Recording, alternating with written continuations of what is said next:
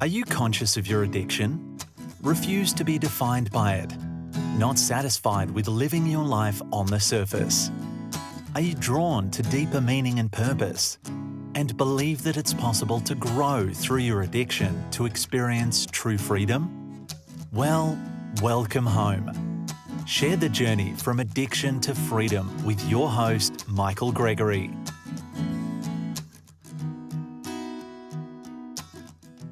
Well, welcome back. So another episode of From Addiction to Freedom. And today we're going to talk a little bit more about, I guess, how we've all got addiction. So let's have a chat. Well, I actually wanted to ask you something. Yeah. Going on from what you just said, because you've been helping people with addictions for a long time. I'm actually curious to know, what do you mean when you say everyone has an addiction? Yeah, that's actually a really good question, which is actually, in a way, for me, this is a main theme of this whole Addiction to Freedom project, because what I realised was that addiction in the general kind of psyche is looked down upon as if only certain almost subhumans have an addiction, and that it's, almost like a disease. And some people, would classify it that way, and it's only the minority that might have that. But for what I've learned is that, yes, there are some addictions that are really debilitating, and it becomes quite obvious that it's detrimental and destructive. But the same mind patterns exist in all of us, and in all sorts of ways. And in fact, I was watching one of my kind of ongoing contemplations is a definition of addiction, and I came across a really good one the other day from Gregory. You can look him up on YouTube, and but his definition of addiction is basically, if I can remember it maybe correctly, is that any behaviour that produces cravings, where there's cravings, and where you can't stop it when you decide to try and stop, or you find it difficult to stop it, and where it has a destructive or detrimental impact in your life. And so that's really easy to spot with, let's say, smoking addiction or other substances.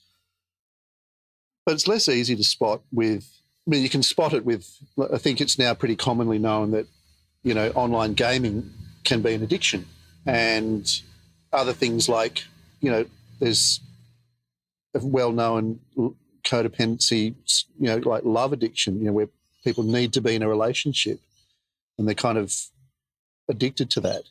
And then there's even more subtle ones, like I would call negative thinking an addiction, because that's a behaviour, if you call thinking a behaviour, where, I wouldn't say that there are necessarily obvious cravings when you're not thinking negatively, but the thing is it soon pops up as a habit very quickly in a situation when someone's challenged, if they have that negative thinking.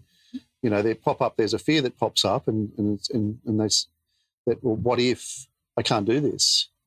And then start thinking about all the negative possibilities, and out of fear, maybe get blocked there from not going forward or undermining what they're trying to do. And I see that as a form of addiction, but on a more subtle level. Let's say, call it a mental addiction. And then you've got, maybe you could say that certain emotions, I know people are going to argue with me about this one and say, oh, it's just an emotion. But I would also, and that's true, emotions are natural things, but I think that you can learn to recognise when an emotion comes up as to whether it's a healthy thing to respond in that way or not healthy. Let's take an example. When let's say you fly off, someone flies off the handle or gets really angry and says a whole lot of things that they don't really mean.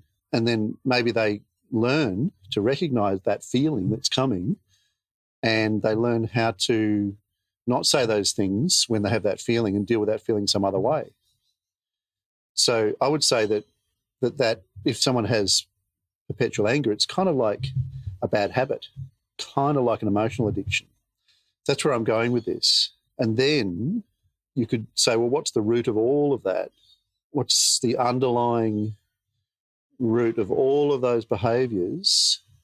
And that would come back to, in a way, the centre of all of that is me. In all of those behaviours, I'm trying to be okay somehow. So, from a Chinese medicine point of view, so I'm not sure if everyone knows, but I trained as an acupuncturist. I worked as an acupuncturist for 15 years. So Chinese medicine's a way of thinking that's very different to the Western way of thinking. And one of the core principles of that is the idea that there's yin and yang. So, and these are kind of opposite or polarities, polar forces like activity and rest. That'd be yang and yin. Rest be yin and activity be yang. And everyone is trying to form a balance in their whatever they're doing, whatever anyone does. The idea is that everyone's trying to. It's their best attempt at being balanced right now, no matter what's going on. So take the example of someone being angry and saying a whole lot of things that they perhaps didn't mean. Well, there's a reason for that. Inside of them, there's a reason that is an attempt for them to remain in the situation or be okay with that within themselves, even if from a bigger perspective, like say the relationship or the people that they were talking to, maybe it's unbalanced. But within themselves, that might be a very strong protective mechanism because it's touching on something that's very painful for them, or maybe something that might be shameful or embarrassing, and so they attack back to try and create safety. So they're just trying to be okay in the situation. And of course, somebody's attempt at being balanced is not necessarily achieving balance on a bigger scale. Let's say, in a partnership relationship or in a group relationship, there's layers of balance in a way. So coming from that perspective, where everyone's trying to create an okayness for themselves right now. When you say okayness with themselves, do you mean like to keep themselves safe? Is that the aim of trying to be okay? Yeah, I would say yes, but I don't think that's very conscious for some people. It might be that, it's to preserve their pride, their self-esteem in somehow. Like I was in the surf the other day, and you know how when you're surfing, if someone's already on the wave, it's a big no-no to drop in on that wave because the other person who's already on the wave could crash into you. So it's called a drop-in. And someone dropped in on another person, and all you could hear was F-bombs going off, and one of those people was at fault, according to the conventions of surfing. But even that person was still, paddling off, calling the other one names. And I just thought at the time, yeah, he has to do that to try and keep his own status. Yeah. Even though, it's not a very good status. In himself, he was trying to make sure that he was okay. Yeah. Yeah, and I was thinking, well, how would I handle that? And I was just thinking, well, I'd just say I'd apologise. And because that's just me. I don't need that conflict. And if there's a problem, well, I'm sorry about that, or, whatever. There's different ways of handling it.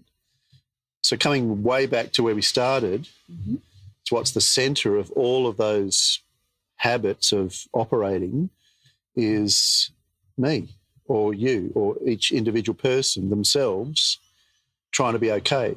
And I think understanding that is the key in a way. So once you have that understanding, how do you go about looking after yourself in a healthy way? Well, let's talk about that understanding for a sec. Did you mean the understanding of that all of our addictions are a centered around ourselves. Mm-hmm. Yeah, okay. So just to unpack that a little more, I'm going to call that identity addiction. Right. You know, addicted to myself, Mm-hmm. addicted to my own identity. And, Can you explain that a little bit more?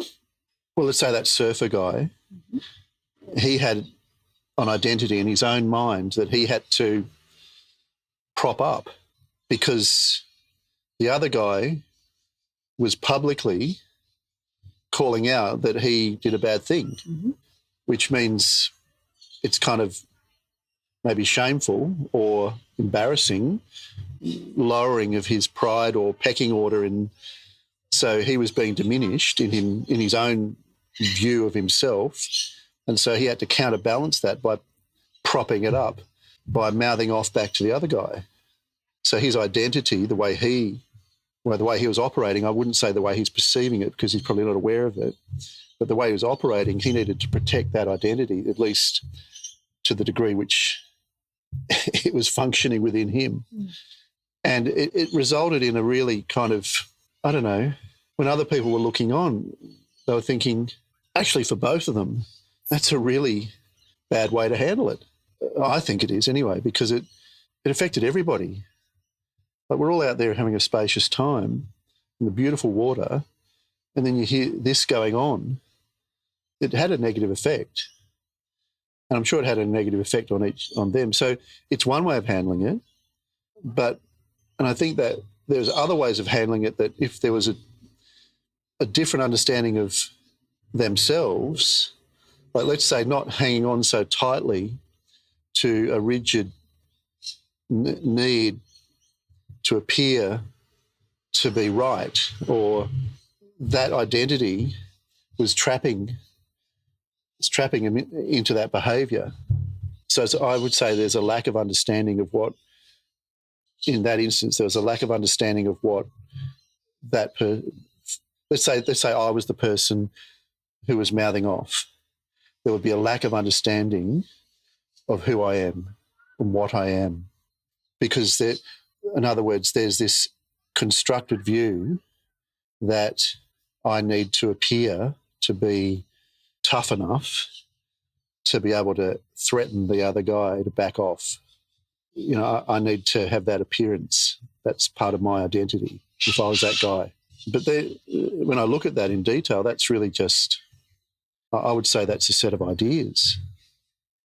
Like, does he really need to appear to be tough?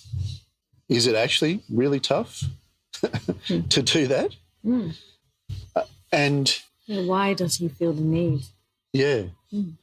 Yeah. Comes back to what we were talking about in the last episode, where it's trying to make everything okay on the inside by having certain things occur on the outside. But when we discussed last time, where does the outside stop and the inside begin? Once we start really looking at that, the further you go at trying to discover what I am or who am I, the more that opens out into, you can't grasp anything, the more it opens out into something that seems to be endless, doesn't have boundaries. The me is not a separate individual thing to be protected. And if we believe it is, then I think it results in all of these different ways of operating on the so-called outside, but all based on a delusion of what the me is. So how does balance come into this? How do we find that balance? Well, I'm not sure that there's really one answer to that, because there'll be different answers for different people. Mm-hmm.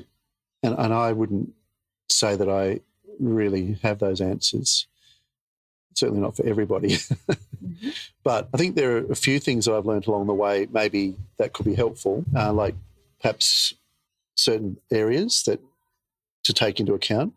So one is, let's say, if we recognise that a lot of, well, actually, let me tell you this story first, and we can come back to that and just make sure we do come back to it. So let's talk about the story I just heard of this research, and don't ask me where it came from because I don't know, and I'm going to have to look it up. But it made a lot of sense to me, and I am going to look it up. And if anybody already knows about this, I'd love you to put it in the comments. That'll be you. So the story was about this experiment with some mice, and where they put the mice in an environment where there were lots of interesting things for them to do and play with and interact with, and some water with a little bit of cocaine in it. And so some of the mice would have a little bit of that water with the cocaine and go off and have an interesting time. And then, but they all didn't necessarily always come back to it. Only some of them did. There was other water, and it wasn't the main focus for the majority.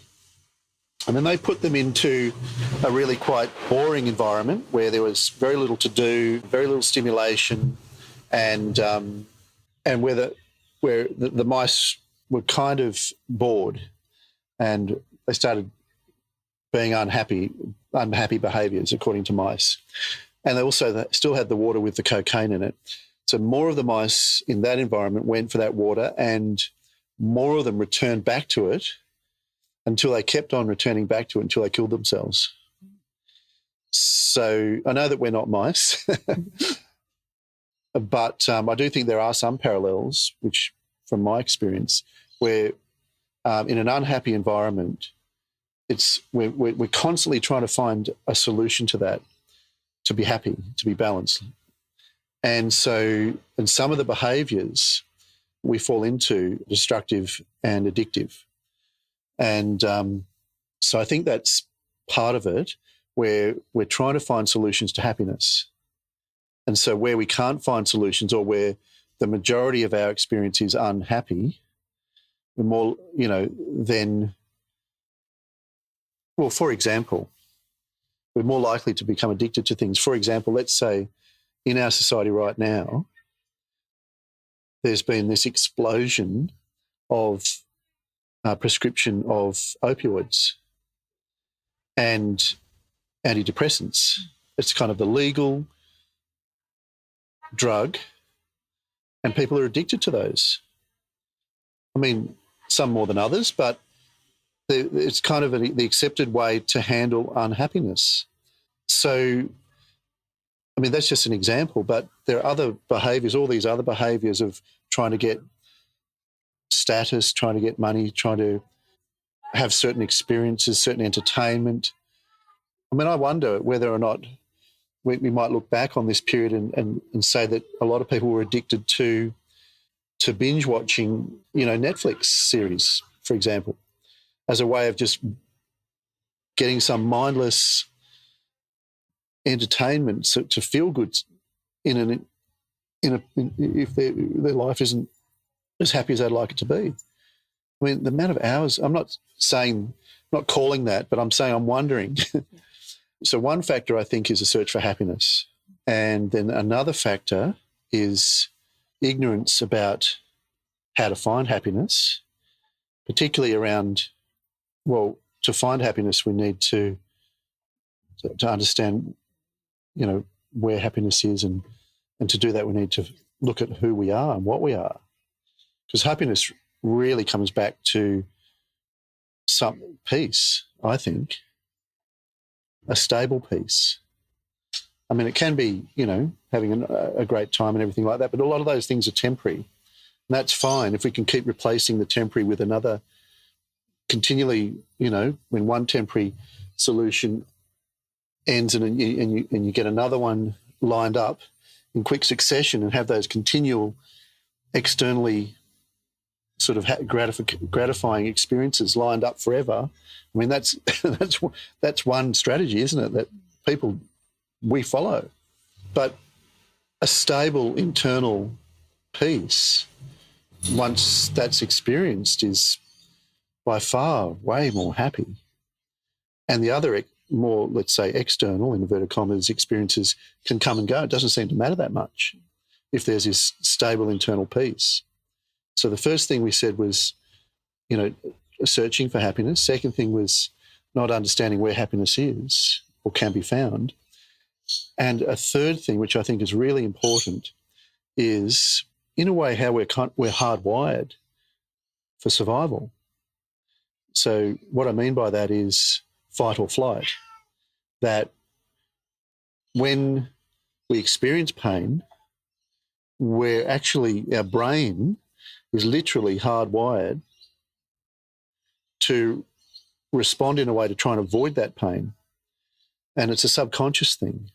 It's to do with the brain stem, which is at the base of the brain, base of the skull, which is different to the frontal cortex, where the frontal lobe, where more the complex thinking happens.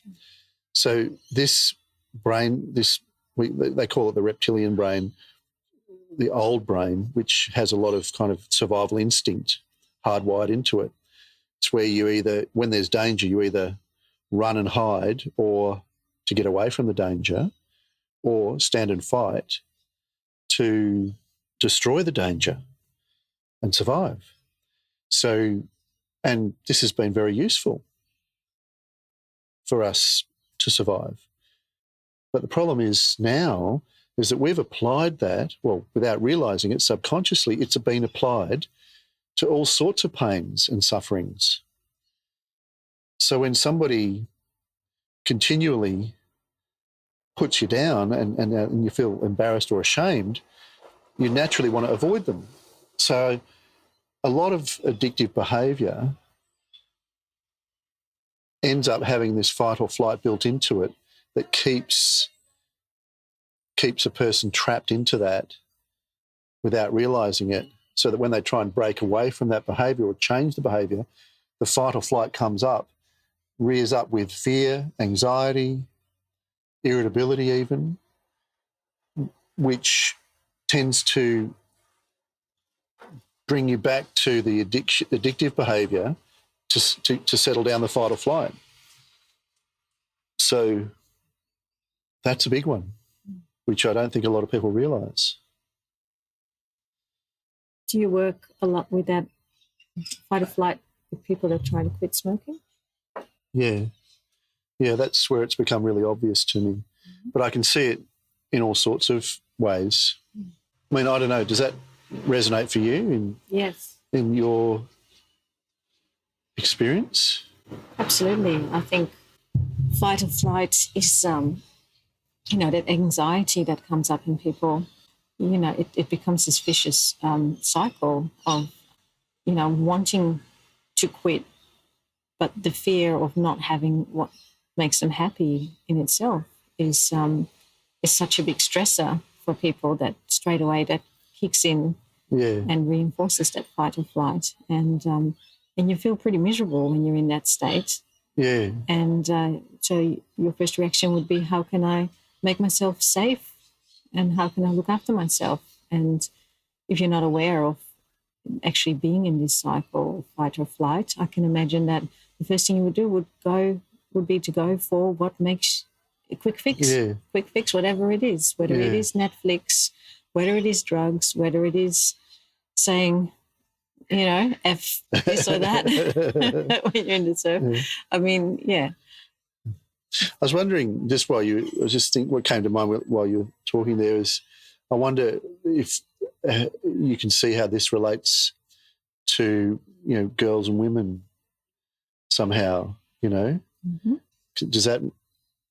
Can you see how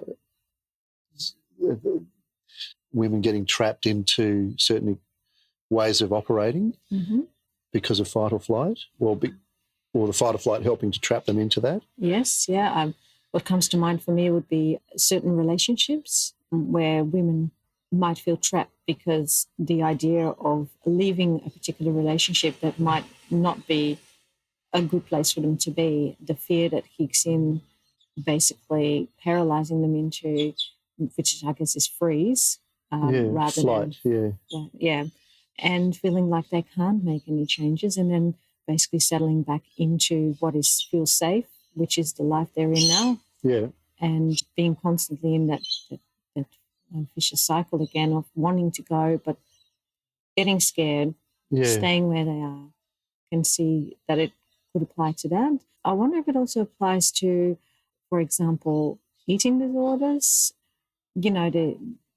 where it becomes, again, a pattern of, for example, not eating, binge eating, going into fight or flight because they feel completely stressed out for basically doing what they said they weren't going to do, beating themselves up about it, and then going back to not eating. Would that be correct to say that would be? Yeah, I imagine it's involved. I'm not exactly sure of the details, but it makes sense that. So I think there's a lot of self-image involved in all of that. Mm-hmm.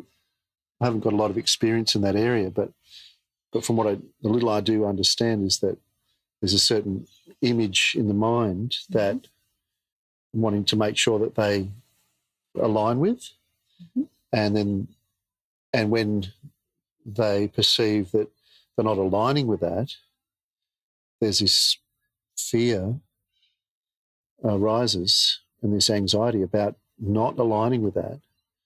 And so we try to do something about it to get into alignment with that image, which comes back to what we said before about identity addiction. And in that case, I'll be thinking that identifying with that conceptual image of themselves is actually part of the problem, because that's not who they are. Like, they're not actually their body.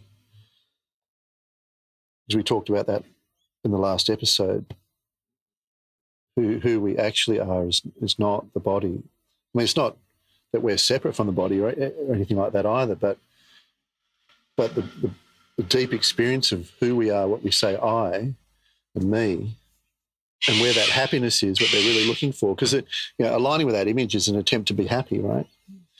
So what they're really looking for is not going to be achieved there, and that's a kind of the misconception there. But also, you were saying about a woman trapped in a bad relationship, let's say. Which I guess could be male or female. Male or female, that's right. Yeah. Female, but just when you ask something that came females, to mind. Yeah. Anyone trapped in a relationship. It could be a relationship in like a job where you want to leave that job because you're not getting on with someone, maybe your boss, maybe a co-worker, but feeling that you can't because of all sorts of reasons, and feeling trapped into that. I guess I'm wondering if that's really an addiction, though, or just a circumstance that you want to make a change from. I think an addiction is more where it's a repeated pattern. And there certainly are repeated patterns in relationships. I think there's a big identity addiction with both men and women. And fashion's interesting, isn't it? Because it's kind of, on the one hand, it's it's driven by aesthetics. Something looks amazing, and just aesthetically, then we have this appreciation for beautiful things, clothes and the way people look and things like that. But then on the other hand, then there's that's one side of it, the creative side, and then the other side of it is where people feel this need to be aligning with whatever is the group is doing, or whatever group they want to identify with, as if that's going to somehow create a sense of okayness. Because belonging to a group creates a feeling of safety. Yeah. That's how we're wired, isn't it? Yeah, that's right. And we're constantly doing that. How do you feel about trust when it comes to addictions? Where does trust play a role, in your opinion, in addiction, from addictions? When you say trust, I'm wondering where that's coming from. Like, I remember reading somewhere that, to combat fear, often trusting can be really helpful. Oh, yeah. Trusting in things are going to be okay, or trusting in yourself, or, I guess almost a form of gratitude, trusting or being grateful for what you have and trusting everything's going to be okay. Does any of that? Well, I think it's probably operating on a few different levels, really. I mean, let's say someone is using an addiction to feel okay in the moment, well, they have a trust that when they engage in that, whatever that behaviour is, that they are going to feel okay. I think that's a kind of maybe a superficial level. But I think on a really deeper level, I think there's probably an inherent, as you say, fear that we're not okay. And we need to engage in whatever the strategies are to be okay. And some of those might be not healthy strategies, like having more chocolate as a small one, or having more alcohol, or staying up really late watching more binge watching. So in that sense, I wonder if there really deeply underlying is a lack of okayness, this sense of, which is in a sense is a lack of. I think trust is a kind of a byproduct of being centered. I mean, centered is a word coming back to the experience of being at one with everything. Then there's nothing can be destroyed there. There's nothing to fear there. If that's what we are, that fear is not part of that. And a sense of ongoing okayness is inherent. It's not like so much, like you could, like I guess it could be represented in terms of a set of, like an imaginary set of events into the future that everything's going to be okay. But everything may not be okay in terms of the events, the external events. Things are going to be up and down, most likely. But there can be a deeper trust in the sense which might more a reflection of a deeper sense, call it, of inherent already okayness cannot be disturbed. Maybe like a good analogy might be, you've got the ocean, you've got the surface of the ocean can be all up and down. And, as you know, it can be quite choppy. But you only have to go under a little bit and it's already very calm. But there's still going to be currents there, like a rip or something. But you go deeper and deeper and it's really calm and silent. And that's the nature of it. And I think that if you're operating on the surface and wondering, is there going to be more bumps? Is there going to be big waves? Mm-hmm.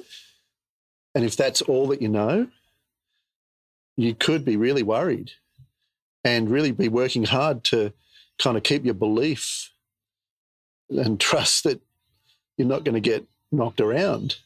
But if that's where you identify as your self, that would be quite rocky. Whereas if you identify with a deeper sense of what and who you are, actually doesn't really matter so much what goes on the surface. I mean, it does and it doesn't. But there is a deep knowing that there's a continuity of okayness, which is, I think, what you mean by trust in that sense. Yeah. Beautifully explained. Thank you for that. I actually saw one of your quotes the other day about the ocean. Oh, yeah, which one's that? Well, I was hoping you could tell me. Is that on Instagram? Yes. Would you mind repeating? The one about the wave. Mm. Is the wave separate from the ocean? And am I separate from awareness? Yeah. Yeah, I like that's exactly what we're talking about. Mm. Yeah. Maybe we can end on this. just for now. So I could just kind of explain this, and we'll maybe. So I'll say it again. Is a wave separate? Is a wave in the ocean separate from the ocean? And am I, or you, or anyone separate from our awareness?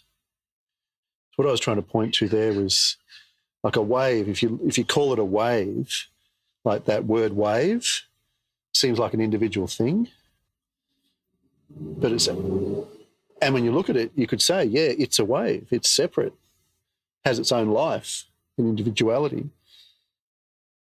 But looking a bit deeper into the very nature of what that wave is made up of, the essence of that wave is water, which is the same as the whole ocean.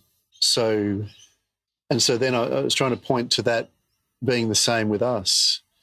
You know, are we, as an individual person, as an individual entity, which we look like something separate, we operate like as if we're separate to everything else, with our bodies walking around separately to the ground. We can jump and, go here and there.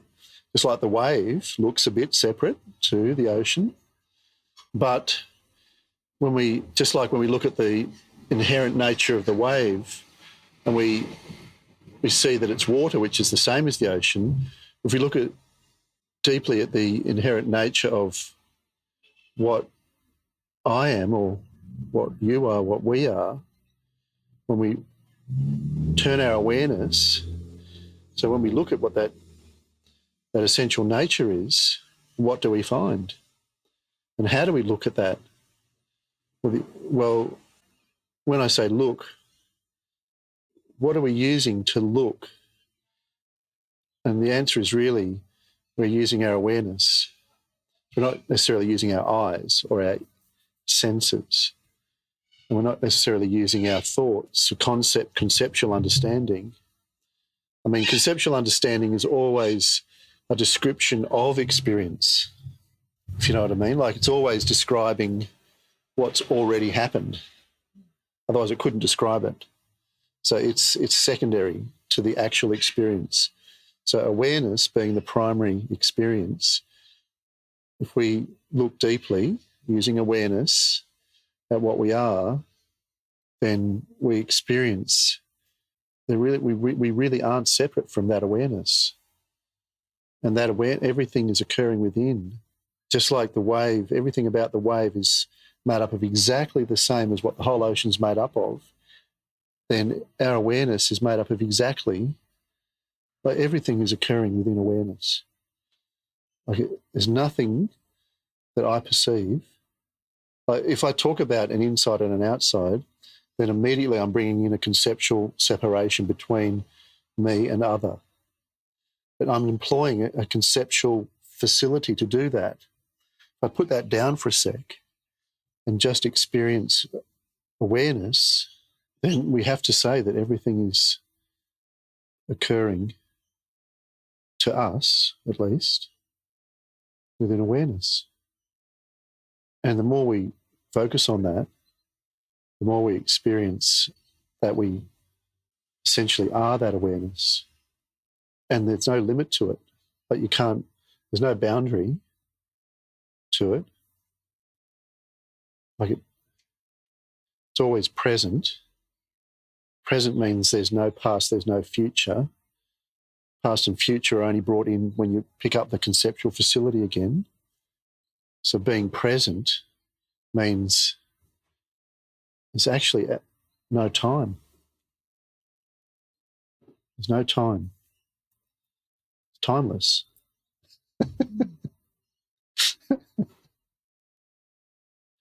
It's timeless. There's no end to it. So pick up the conceptual facility again and you have to say infinite. Timeless, infinite. So, and it's not there. Like, there is picking up that conceptual facility and then chopping up experience and saying that's a here and that's a there. As if they're two separate things. But in awareness, put that conceptual facility down again, and there is no here and there is no there. And actually, in that is peace. Peace is present. Like you can experience that, right? Mm. It's not a mystery. It's just a matter of putting down the conceptual facility and experiencing, like, following awareness of awareness, awareness of awareness. And so that's what that means in a sense. Am I, or are you, separate from awareness? You, what are you? What, find the you. Is that you separate from awareness? It's like the temptation is to pick up the conceptual facility and start trying to apply it, and like rummaging through the drawer to find a piece of cutlery to apply to it. That immediately puts a set of goggles on that creates separation of everything. That's where awareness is being forced through a prism into a particular projection of things. If we put that down and just experience awareness and then kind of turn it back, which is I'm saying that metaphorically because there is no turning, then we're not, how can we be separate from awareness, just like a wave be separate from the ocean? And I guess this brings it all home to, I guess, you know, where my understanding is of this at the moment around addiction. There is no addiction there. There is no addiction there because there's no wanting.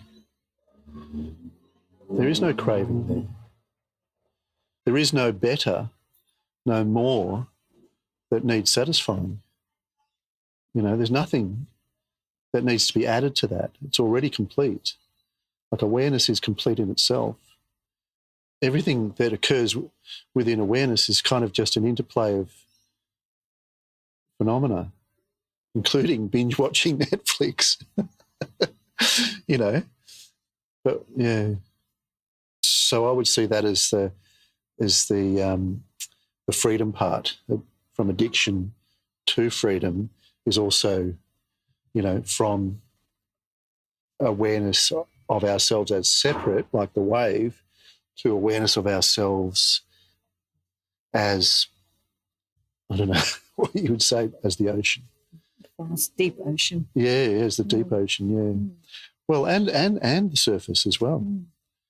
Yeah, all of it. So for any more of your awesome quotes, people can find them on Instagram. Yeah, yeah. What's your Instagram account called? This is a shameless plug, isn't it? Mm-hmm. This is an unplanned shameless plug. You can go to addiction.to.freedom if you like some shameless quotes. All right. If you're still here, well, you're obviously somebody that I'd like to talk to. All right. Take care. Bye.